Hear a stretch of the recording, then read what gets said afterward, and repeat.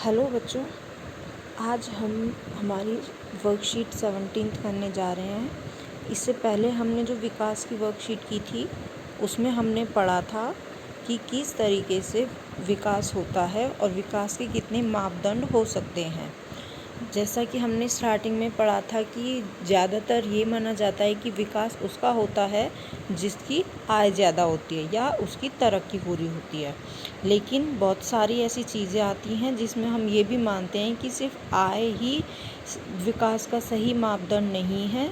हम आय के अलावा भी बहुत सारी चीज़ें हैं जो हमें चाहिए होती हैं। जैसे कि अगर किसी को सम्मान की भावना होती है, किसी को चाहिए कि उसके साथ भेदभाव ना हो, किसी को हमारा पर्यावरण स्वस्थ चाहिए, किसी को अपनी हेल्थ से रिलेटेड तरक्की चाहिए। तो हम ये नहीं बोल सकते कि हम सिर्फ आय को लेकर ही किसी देश की या किसी इंसान की विकास की बात कर सकें। बट हाँ, ये है कि हम अगर कोई मापदंड लेके चलते हैं या मेज़रमेंट लेके चलते हैं तो वो मोस्टली आय ही होता है, लेकिन वो सबके लिए नहीं होता, ये ज़रूरी नहीं है। आज जो हम पढ़ने जा रहे हैं वो उसी के आगे वाला पार्ट है। ये सेकंड वर्कशीट है आपकी विकास की। तो चलिए शुरू करते हैं इसको।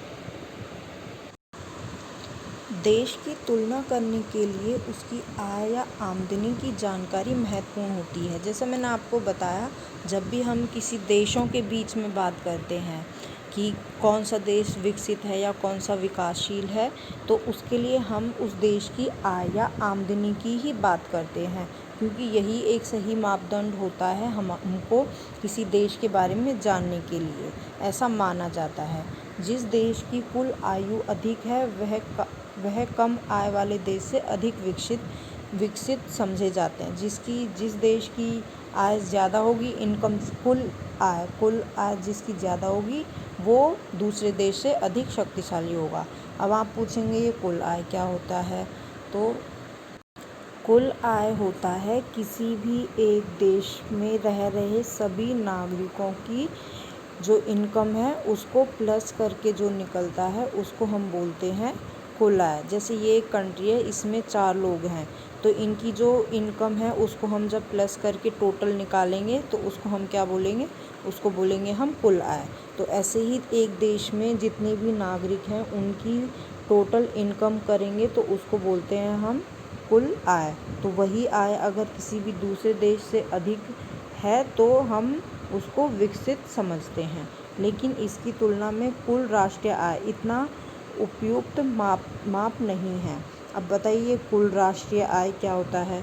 तो क्यों कुल राष्ट्रीय आय होता है, जो मैंने आपको अभी ऊपर बताया था, कुल राष्ट्रीय आय होता है कुल आय जो हमारी एक राष्ट्र की होती है। लेकिन क्योंकि देश की जनसंख्या अलग अलग होती है और इससे प्रति व्यक्ति आय का पता नहीं चलता, इसलिए औसत आय की तुलना की जाती है। देखिए, अब प्रति व्यक्ति आय क्या होती है? प्रति व्यक्ति आय होती है किसी भी देश की टोटल इनकम को जब हम टोटल पॉपुलेशन से डिवाइड कर देते हैं तो हमारी आती है प्रति व्यक्ति आय या फिर औसत आय। इसका मैं आपको फॉर्मूला बताती हूँ।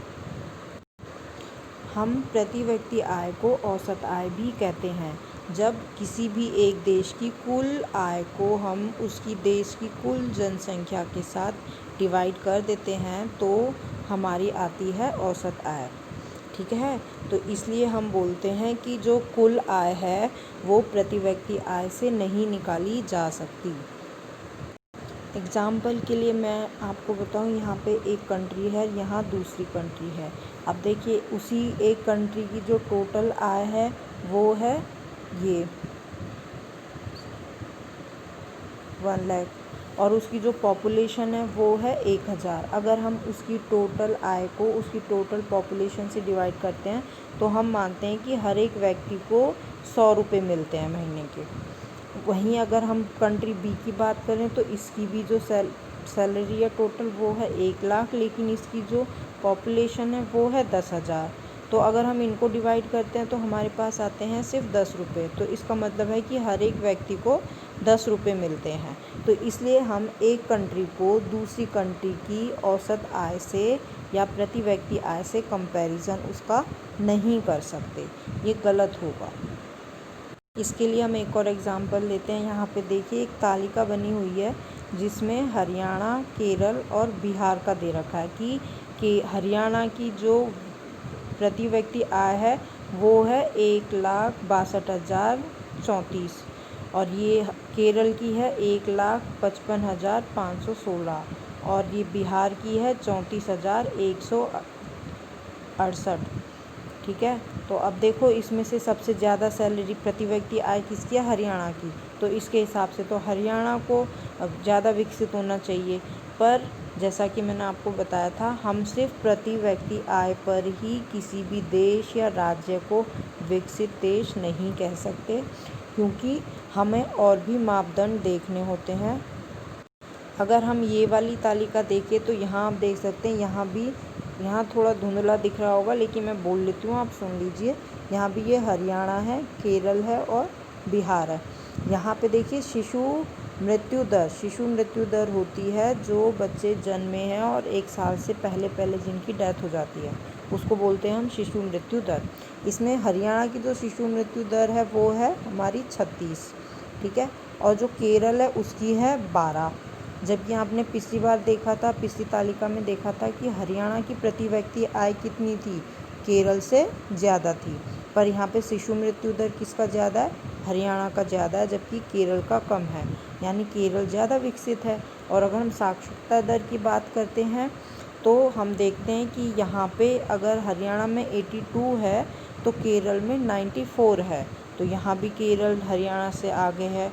और ये है कि नवल उपस्थिति अनुपात की कितने बच्चे जो हैं वो शिक्षा प्राप्त करते हैं, तो इसमें हरियाणा में है 64 जबकि केरल में है 83। तो यहाँ से आप अंदाज़ा लगाइए कि किस तरह का हम देख सकते हैं कि सिर्फ प्रति व्यक्ति आय ज़्यादा होने से कोई भी राज्य या देश विकसित नहीं कहलाता, हमें बाकी मापदंड भी उसके देखने होते हैं। तो देखिए आगे बढ़ते हैं। विश्व बैंक को विश्व विकास रिपोर्ट में इसी को आधार बनाकर देश को निम्न आय, मध्य आय और उच्च आय वर्ग या समृद्ध देश में बांटा जाता है। लेकिन जो हमारी वर्ल्ड बैंक है जो ये सारी रिपोर्ट्स तैयार करती है, वो प्रति व्यक्ति आय के आधार पर ही किसी भी देश को उसके वर्ग में डिवाइड करती है। अब यहाँ आपको समझ आ गया हो, किसी को कोई भी दिक्कत हो तो मुझसे पूछ लेना। अब हम क्वेश्चन आंसर पे आते हैं। पहला क्वेश्चन है, देश के बीच तुलना में कुल आय या राष्ट्रीय आय की तुलना को अधिक उपयुक्त क्यों नहीं माना जाता? जैसा कि आपने पढ़ा, हम सिर्फ कुल आय को ही मद्देनज़र रख के हम किसी भी देश या राष्ट्र को विकसित या विकासशील घोषित नहीं कर सकते, हमें बाकी मापदंडों को भी देखना होता है। सिर्फ एक मेज़रमेंट के अकॉर्डिंग हम किसी भी देश को एक वर्ग में डिक्लेयर नहीं कर सकते। दूसरा क्वेश्चन है, प्रति व्यक्ति आय क्या होती है, इसे कैसे निकाला जाता है? इसका फॉर्मूला मैंने आपको बता दिया था, और प्रति व्यक्ति आय क्या होती है ये भी मैंने आपको वीडियो में बता दिया था। क्वेश्चन नंबर 3 है हमारा कि विश्व बैंक की रिपोर्ट में विकास की तुलना को किसे आधार बनाया गया है? भारत किस आय वर्ग में आने वाला देश है? तो जो विश्व बैंक है उसमें आपको बताया कि इसमें हम क्या विकास दर के लिए किसको करते हैं? विकसित आय को हम प्रति व्यक्ति आय या औसत आय को ही विश्व बैंक जो है उसकी तुलना करती है प्रति व्यक्ति आय या औसत आय के आधार पर। भारत अगर इसमें कौन सा देश है, तो भारत इसमें मध्य वर्ग में आता है। हमारा जो देश है वो विकसित नहीं है, हम उसको मध्य वर्ग की श्रेणी में लेके आते हैं। आपका 4th क्वेश्चन है, किसी देश में कुल आय का बड़ा हिस्सा कुछ ही लोगों के पास हो तो औसत आय भी सही स्थिति नहीं दिखा पाती, सोचिए कैसे? ये सही है। इसके लिए मैं आपको एक एग्जांपल देती हूँ। देखिए यहाँ पे कुछ लोग हैं ABCDE, जिसमें ABCD की तो है 500 रुपये इनकम, लेकिन जो E है उसकी है 1 लाख। तो ये टोटल हुआ 1,02,000। पर वहीं अगर हम इसका औसत निकालें तो अगर उस देश में 5 लोग हैं तो इसको हम डिवाइड करते हैं तो ये प्रति व्यक्ति आय हमारा आता है 20,500 रुपये। पर हम यहाँ देख सकते हैं तालिका में कि ज़्यादातर लोगों की सैलरी तो 500 ही है। तो हम किस तरीके से कह सकते हैं कि जो औसत आय है वो मापदंड का सही तरीका है।